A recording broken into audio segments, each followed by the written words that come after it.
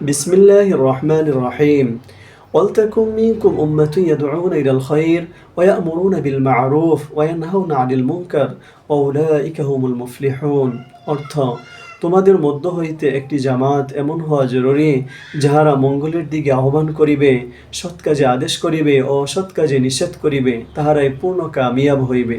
সূরা আলে ইমরান আয়াত 104। আল্লাহ পাক এই আয়াতে অত্যন্ত গুরুত্বপূর্ণ একটি বিষয়ের নির্দেশ দান করিয়াছেন।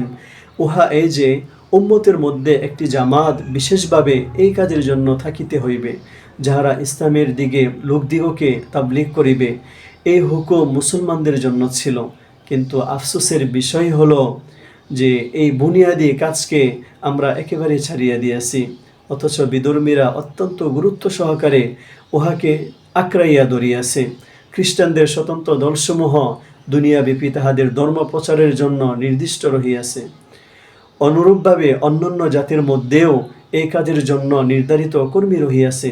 কিন্তু প্রশ্ন হইল, মুসলমানদের মধ্যেও কি এইরূপ নির্দিষ্ট কোনো জামাত আছে? ইহার উত্তরে নাই, না বলিলেও আছে বলাও মুশকিল।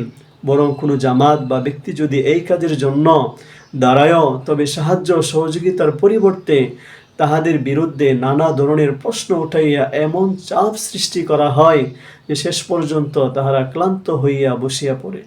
অথচ এইভাবে সাহায্য ও সহানুভূতি করা এবং ত্রুটি বিচ্যুতি থাকিলে উহার সংশোধন করাই ছিল প্রকৃত হিতকামনা।